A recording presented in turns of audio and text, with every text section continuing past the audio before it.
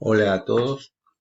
En esta ocasión nos vamos a ocupar de un caso de mala praxis resuelto por la Sala M de la Cámara Nacional en lo Civil en noviembre del 2020. Los hechos se remontan a la década del 90 y el expediente fue iniciado en el 2003. Es decir, pasaron muchos años entre la sentencia y los hechos. Por supuesto que este tema va a ser resuelto por el Código Civil actualmente derogado, dado la época de los hechos, ni siquiera estaban vigente la ley de derechos del paciente. Los hechos son básicamente los siguientes. En la década del 80, la actora fue sometida a una mastectomía, por el cual se le extrajo la mama derecha a fin de extirpar un tumor. Y años después, 13 años después, se le recomendó una cirugía reconstructiva con la implantación de una prótesis mamaria. Es interesante destacar esto porque básicamente hay dos tipos de cirugías estéticas. Las que tienen propósitos meramente embellecedores, o sea, no buscan corregir ningún tipo de patología, y las que tienen una finalidad reconstructiva. Este es el caso. Este es el caso de análisis, y desde ya aclaro que los jueces de cámara se van a plantar en la postura que entiende que la obligación del médico es una obligación de medios. En ese sentido, el planteamiento y el encuadre es absolutamente clásico. El tema es el siguiente. En 1993 se le realiza la primera intervención reconstructiva, a la cual siguen varias intervenciones con diferentes prestadores de servicios médicos, porque se generan una serie de complicaciones. Por ejemplo, el desplazamiento de la prótesis y, como consecuencia de las distintas intervenciones, la existencia de lesiones postquirúrgicas. Vamos a ver entonces cuál fue la mala praxis que entendieron configurada tanto el juez de primera instancia como el tribunal de alzada, y cuáles fueron las razones para llegar a esa conclusión. Una de las cuestiones interesantes de este fallo es que se analizan tres temas que hay que tener muy en cuenta, entre otros, en los casos de mala praxis. Por un lado, que cuando hablamos de relación de causalidad, siempre tenemos que tener en cuenta que el hecho que le estamos imputando al presunto responsable tiene que haber producido el daño que estamos reclamando. La conducta o el hecho puede haber sido absolutamente antijurídica, pero si no causó daño, no va a generar deber de indemnizar. Y esto, que parece simple, no lo es tanto, porque cuando uno dice relación entre el hecho y el daño, suele pensar simplificadamente que hay un hecho imputado y un solo daño. Empecemos por el daño. Por lo general no se reclama un solo rubro dañoso, sino varios. Por ejemplo, incapacidad sobreviniente o fallecimiento. Me estoy refiriendo a el impacto patrimonial de la incapacidad sobreviniente, el impacto patrimonial del fallecimiento, y también se reclama el daño moral, también se reclama el daño psicológico, etcétera, etcétera, etcétera. Entonces, el hecho que estamos planteando tiene que tener relación de causalidad con ese daño concreto que estamos reclamando. Porque si produjo un daño distinto que no fue invocado en la demanda, tampoco va a ser resarcible porque el juez no puede apartarse de lo peticionado. Esto tengámoslo en cuenta, porque en este caso concreto, los jueces van a decir,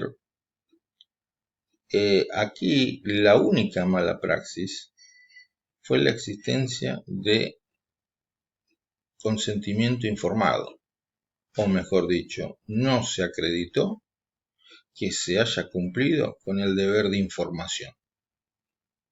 No se le informó a la paciente las posibles consecuencias adversas de la intervención de cirugía estética reconstructiva a la que se iba a someter.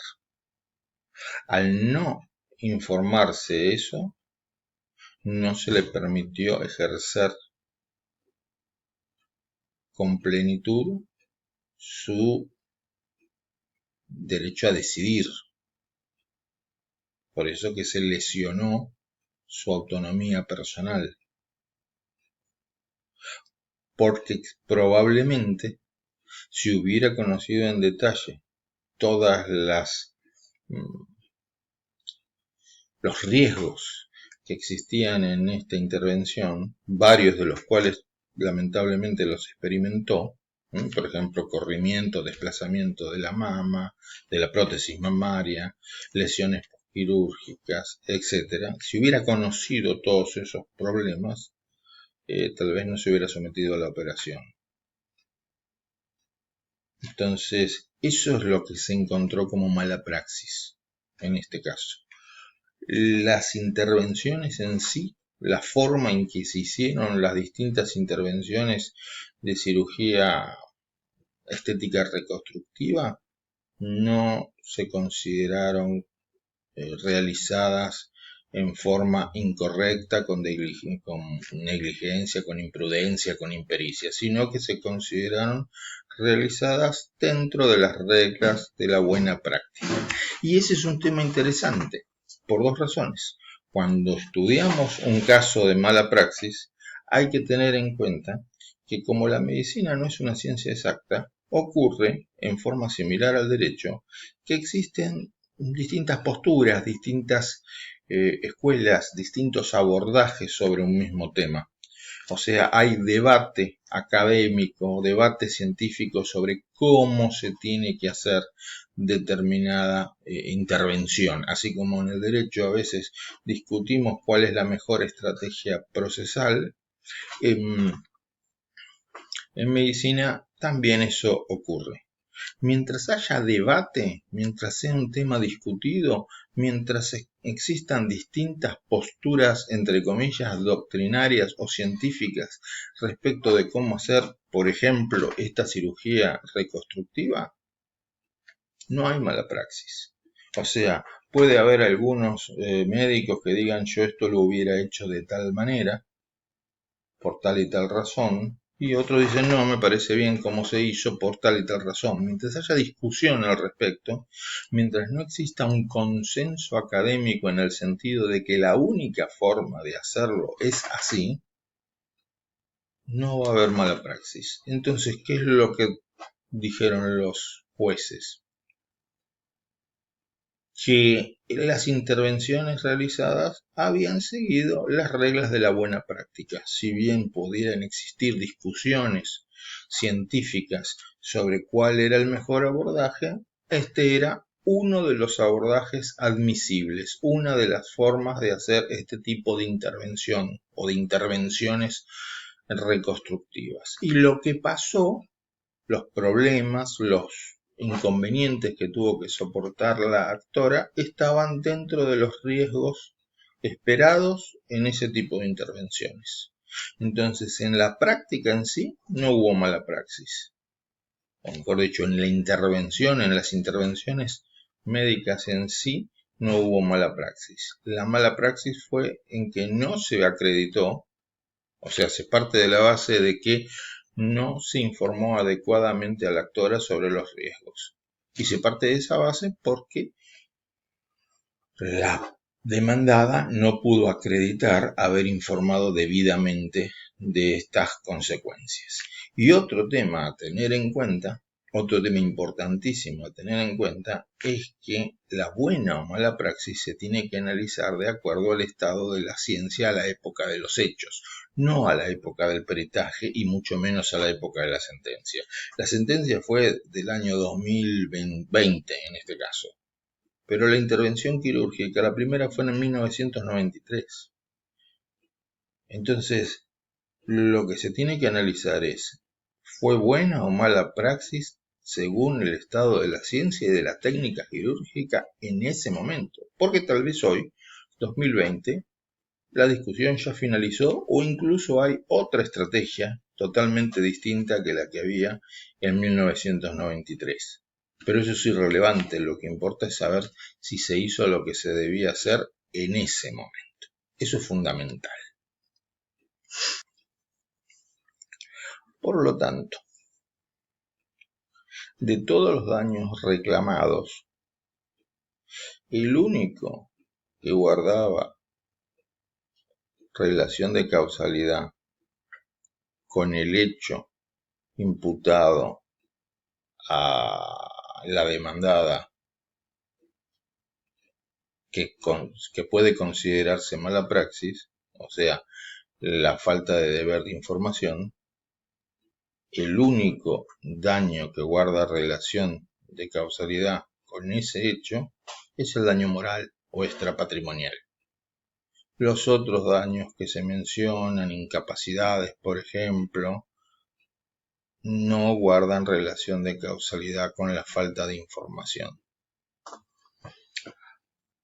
Por lo tanto, siendo el daño moral el único rubro resarcible, la alzada se enfoca en cuantificarlo y entiende que la suma concedida en primera instancia debe ser elevada, y así lo hace, lo eleva a la suma de 100.000 pesos, pero tengamos en cuenta que en este caso la cuantificación del daño se hizo a valores históricos, o sea, 100.000 pesos a la época en que se produjo el daño, 1993. Por lo tanto, los intereses correrán desde esa época. Lo cual, bueno, es interesante que se haga el ejercicio de aplicar los intereses desde esa época hasta la actualidad para ver qué suma importa el monto indemnizatorio concreto que se va a obtener en materia de capital e intereses. Entonces, redondeando, ¿cuál fue el único daño? La lesión a la autonomía personal, la elección al derecho de decidir, ¿me hago o no me hago la operación? Lesión que se entiende configurada por la falta de información. Sin suficiente información, el derecho de decidir es ilusorio, porque no tengo elementos para evaluar lo que quiero hacer o no quiero hacer, dado que no puedo analizar en profundidad las ventajas o desventajas de esa decisión. Espero les haya resultado interesante este tema. Les recomiendo la lectura del fallo y nos vemos en el próximo video. Chao, hasta luego.